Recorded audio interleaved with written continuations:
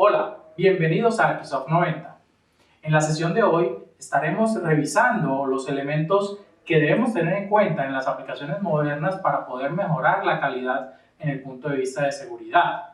Para esto, todo arquitecto debe tener en cuenta las tácticas, las decisiones y las estrategias que se deban tomar alrededor de la resistencia de los comportamientos y de poder detectar y recuperarnos ante ataques. Soy Lenin Lozano, experto en arquitectura de software y bienvenidos a Microsoft 90.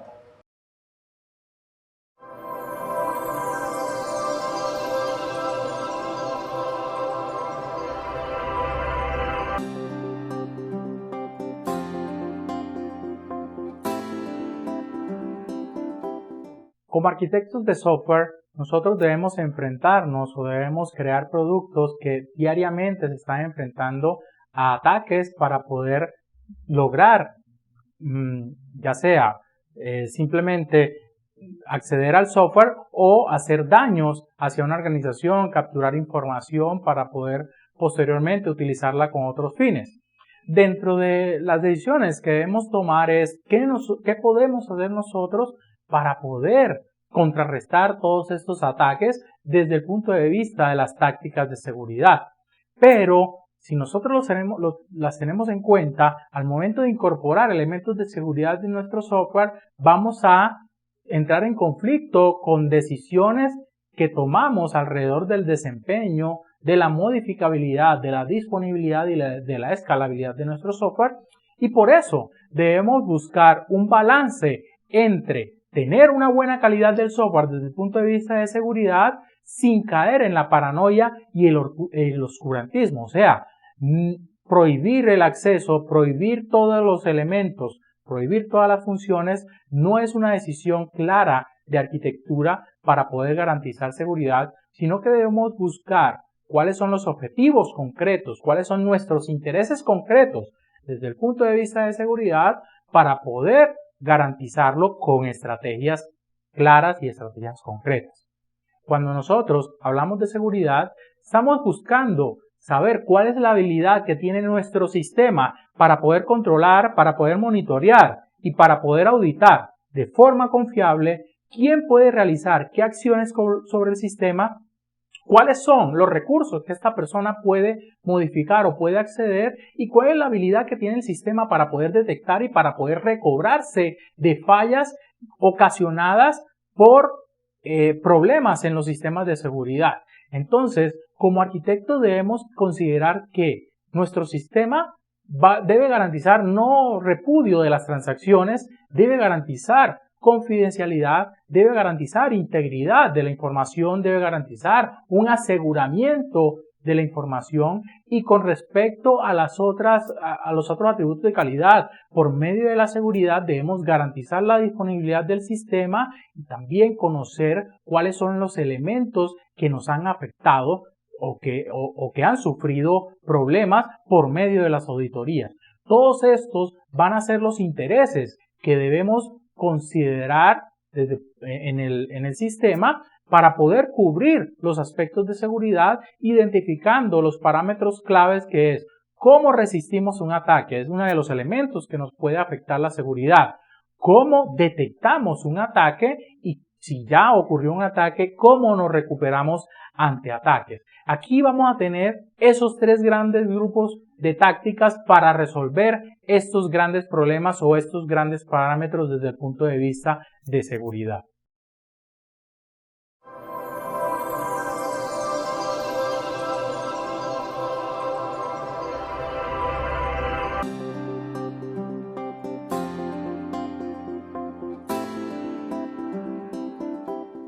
Cuando nosotros queremos aplicar tácticas para poder mejorar la seguridad o mejorar los atributos de calidad que tienen que ver con la seguridad, debemos pensar lo mismo que nosotros haríamos en nuestros hogares para poder mejorar la calidad de la seguridad de nuestro hogar. Aquí, como lo menciona el Instituto de Ingeniería de Software, vamos a tener tres grandes grupos de tácticas garantizando los tres parámetros o tres intereses que nosotros buscamos como arquitectos. Primero, les hago la pregunta para que Busquemos una retroalimentación. ¿Qué harían ustedes en sus hogares para detectar ataques? Por ejemplo, ¿qué implementarían para poder detectar que están entrando a hacer un robo en su hogar? Allí podemos tener, por ejemplo, un sistema de alarma, un sistema de detección de intrusos o de personas por medio de movimientos. Podemos tener cámaras para poder saber si alguien llega, se ponen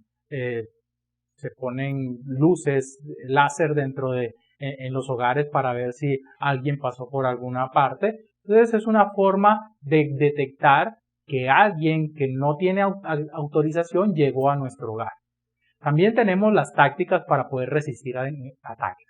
Y aquí va la pregunta.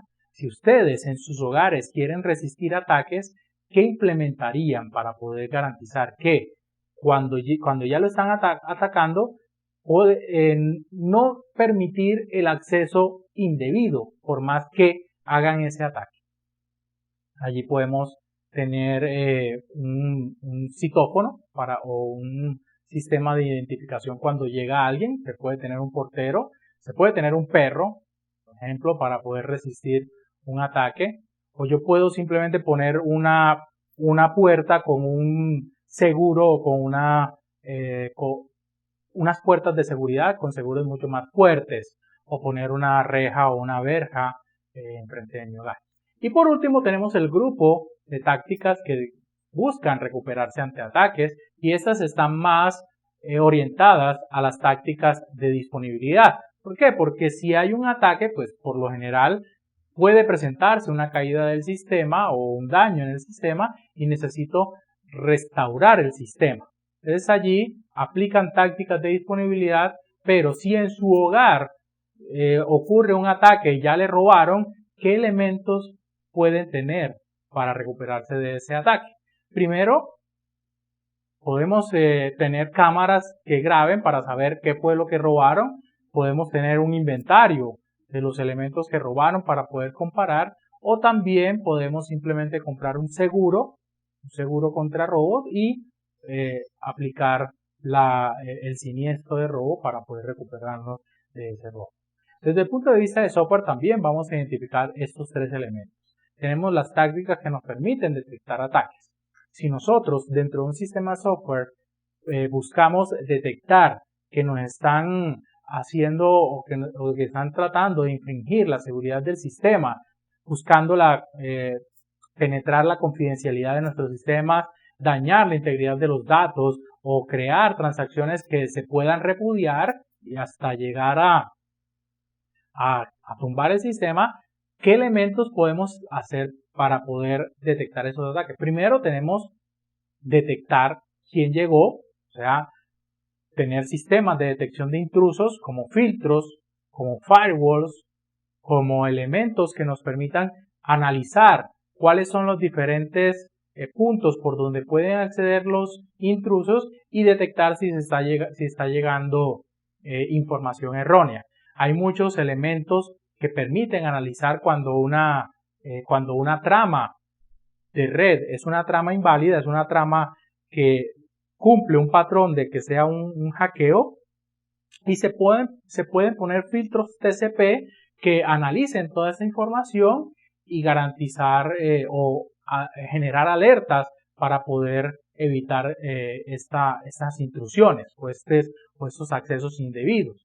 También podemos auditar los eventos sensitivos, y aquí es donde vienen los sistemas con buena inteligencia artificial y sistemas orientados al Big Data. ¿Qué van a hacer los diferentes eventos que ocurren en el sistema? Por ejemplo, un log de accesos donde diga por dónde trató de acceder la gente, un log de todas las tramas TCP, un análisis de todas las tramas TCP, y dependiendo de los eventos que ocurran, estos sistemas saben a través de reglas cuándo puede ocurrir un ataque y tomar decisiones automáticas acerca de el bloqueo de IPs o el bloqueo de ciertos recursos para evitar más específicamente que accedan a los recursos a los cuales no se pueden acceder. Entonces allí tenemos tres tácticas que nos pueden servir para detectar ataques: sistemas de detección de intrusos, tener filtros de red, filtros TCP, que auditar los diferentes eventos que son sensibles.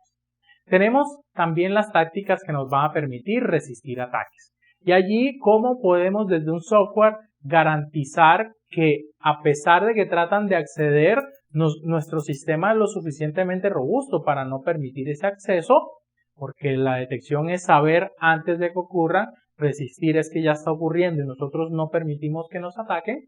Y tenemos varias tácticas. Primero, la autenticación y la autorización. O sea, identificar claramente quiénes son las personas que están tratando de acceder a los recursos y saber cuáles son los derechos o los recursos a los cuales estas personas o estos usuarios pueden acceder. Dentro de la autenticación tenemos varias tecnologías con las que implementar la autenticación. Por ejemplo, usuario y contraseña. Podemos utilizar perfilación por roles para la autorización. Podemos utilizar certificados seguros. Podemos utilizar Kerberos. Podemos utilizar Identity Management. Podemos utilizar directorios activos.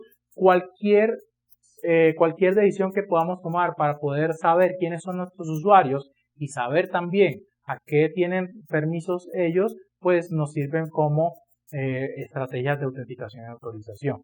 La otra estrategia es confidencialidad de los datos. Y aquí podemos aplicar la encripción para poder, o el cifrado, para poder garantizar que los datos no sean leídos por otras personas que no tienen derecho. Podemos hacer cifrado en la base de datos, cifrados en los canales de comunicación, cifrados de los diferentes datos sensibles, pero hay que tener en cuenta que garantizar confidencialidad de la información impacta el desempeño de la aplicación porque entre mayor cifrado, entre mayor encripción tengamos de los datos, vamos a requerir hacer pasos adicionales para poder o desencriptar esos datos o encriptarlos, y esto hace que tengamos más tiempo de procesamiento de cierta información. Entonces hay que saber muy bien hasta cuándo podemos hacer estas tácticas de confidencialidad y no llegar al oscurantismo, no confiar en la oscuridad, en que si nosotros encriptamos todo ya estamos garantizando seguridad, porque estamos impactando de alguna manera el desempeño de la aplicación. Otra táctica es limitar la exposición, o sea, no permitir que se puedan acceder por todas partes. Allí tenemos tácticas de modificabilidad como definir cuáles son las interfaces que podemos o que tenemos para poder utilizar nuestro sistema, sobre todo en las APIs, y que las APIs solamente ofrezcan los servicios que sean mínimos para poder ser usadas. Muchas veces nosotros hacemos una API REST o una API SOAP y ponemos, por utilizar ayudantes o asistentes en el desarrollo, clic derecho, generar web service, y lo que hacen estos es tomar una clase y exponer todas las funcionalidades sin saber realmente qué es lo que necesita el cliente. Entonces, desde el punto de vista de servicios web, nosotros debemos saber primero cuáles son las operaciones que podemos exponer en el API y segundo, cuáles son los datos que se deben exponer por medio de las APIs. No es simplemente, no, yo necesito traer al usuario y voy a la base de datos y me trae todos los usuarios y todos los datos del usuario por medio de un API. No. Si yo defino cuáles son los datos que necesitan en una llamada, solamente debo traer esos datos y no traer otros datos que pueden violentarme la seguridad y también pueden violentar o pueden afectar el desempeño, porque voy a traer mucha mayor cantidad de información que afecta el ancho de banda. Otra táctica va a ser otorgar el mínimo necesario de privilegios, siempre pensando en el principio de less privilege, o sea, menor cantidad de privilegios, y asegurar el punto más débil, o sea, identificar cuál es el punto por el cual pueden acceder y garantizar que ese punto tiene los elementos de seguridad que sean robustos. En el caso, si nosotros tenemos una aplicación web, nosotros sabemos que el punto más débil va a ser el punto que está de cara hacia la Internet. Por ejemplo, es muy difícil que accedan a la base de datos desde afuera, porque primero tendrían que pasar por ciertos servidores o por la parte web para poder identificar dónde está el servidor de datos. Entonces es mucho más propenso de que traten de atacar al servidor web. Para poder asegurar ese punto más débil, pues pongo un firewall enfrente para garantizar que no atacan directamente al servidor web. Usar valores por omisión seguros es una táctica muy importante, sobre todo cuando hacemos parametrización, porque muchas veces, por ejemplo, queremos guardar el usuario que utilizamos para base de datos para no quemarlo en el código, lo guardamos en un archivo de configuración y dejamos el usuario y la contraseña planas, o sea, sin encriptar o sin cifrar dentro del archivo de configuración. Lo que nos permite esta táctica, o lo que nosotros debemos buscar con la táctica, es que estos valores, que son valores por defecto, que son parámetros, que son muy importantes para la seguridad, asegurarlos. No permitir que puedan acceder a los archivos de configuración y tampoco permitir que se puedan ver de manera plana. Otra táctica que tiene que ver con la usabilidad, pero que es muy importante para la seguridad, es fallar en forma segura. ¿Esto qué quiere decir? Muchas veces entramos a sitios web y vemos que nos genera un error y el error nos dice Internet Information Server ha generado un error y muestra toda la trama del error. Con eso estamos dando mucha información acerca de cómo es la estructura de nuestro software, cuál es el servidor, en dónde está ubicado, y esta información puede ser útil para un hacker o para alguien que quiera hacerle daño a nuestro software. Entonces, cuando nosotros fallamos dentro de nuestro sistema, debemos buscar que los mensajes de error no den información que sea importante o que sea información sensible para que puedan hacer un ataque. Por último, tenemos una táctica para resistir ataques, que es asumir que las entidades externas no son seguras. O sea, programación defensiva, pensar que los otros están locos. O sea, pensar que cualquier software con el que nos comuniquemos no tiene los mecanismos de seguridad que se necesitan y nosotros implementar esos mecanismos de seguridad o doblar la seguridad para poder garantizar que a pesar de que alguien suplante a una entidad externa, nosotros ya estamos lo suficientemente blindados para evitar esos ataques o para resistir los ataques. El último grupo de tácticas tiene que ver con la recuperación ante ataques. Y aquí vamos a aplicar básicamente reglas de disponibilidad, porque puede ser que el software en el ataque ya se hizo una negación del servicio, con lo cual el sistema salió de línea. Tenemos que recuperarnos ante ataques y nosotros, si ocurrió algún ataque, pues debemos saber qué fue lo que pasó en ese ataque, y para eso podemos aplicar los de auditorías para saber cuáles son los diferentes pasos que se hicieron o identificar qué fue lo que se hizo y poder recuperarnos en algún momento o tener mecanismos para poder identificar posteriormente quiénes son los que están haciendo ese tipo de ataques. Entonces aquí tenemos un conjunto de tácticas que nos va a servir para mejorar la calidad del software desde el punto de vista de seguridad y que debemos considerar en las aplicaciones modernas para mejorar esos elementos.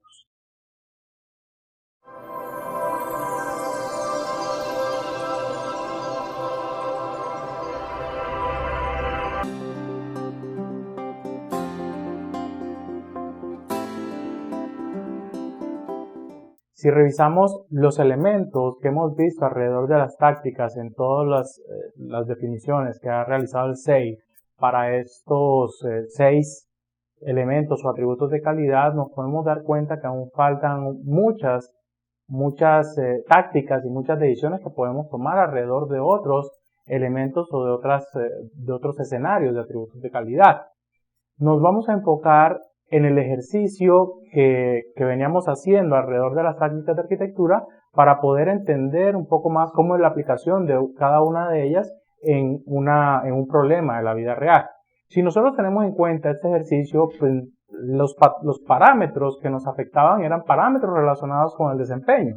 Entonces las tácticas de desempeño son las que van a aplicar en esa situación, en la situación de poder parar rápidamente a una velocidad muy rápida la puerta del garaje cuando se detecta un objeto que está interfiriendo con su desplazamiento y evitar accidentes. Entonces el propósito de las tácticas de desempeño es manipular los parámetros independientes en una manera que satisfagan una medida de la respuesta, o sea, unos tiempos de respuesta.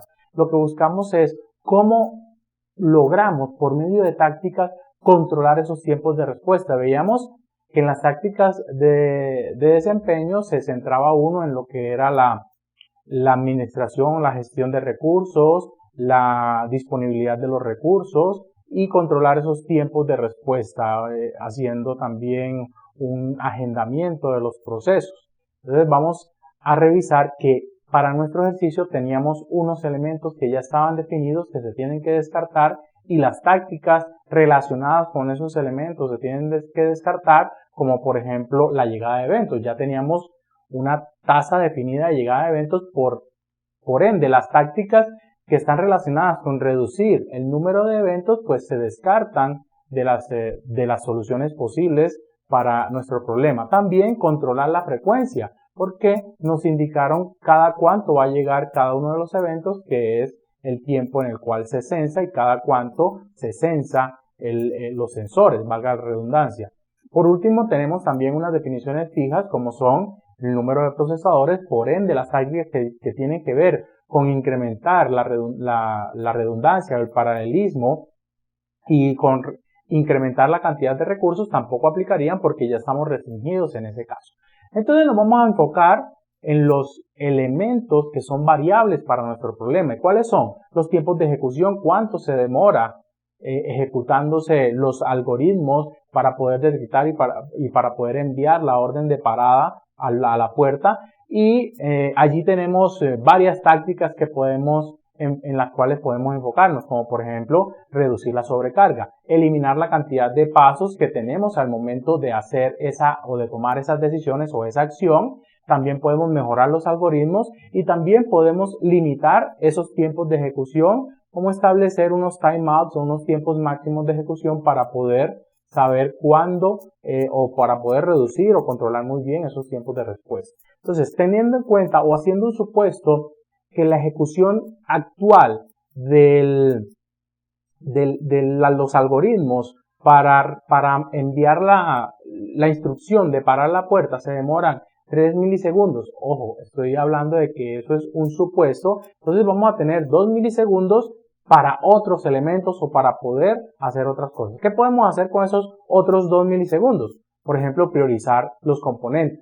Darle prioridad a qué componentes pueden utilizar esos 2 milisegundos para poder hacer una ejecución o hacer un trabajo, o definir el número de componentes con los cuales vamos a poder trabajar. Entonces vamos a tener tácticas allí de arquitectura que me van a permitir mejorar los tiempos de respuesta y trabajar con ese rango de 5 milisegundos. Entonces, todo este trabajo de conocer las tácticas, de estudiar patrones, de estudiar decisiones de arquitectura que hay en libros, que hay en internet, que surgen de la experiencia de otros arquitectos, nos va a permitir por medio de esos escenarios de encontrar cuáles son los parámetros que nos afectan para poder lograr controlar el escenario, para poder lograr la respuesta del sistema y de esta manera aplicar todo este conocimiento.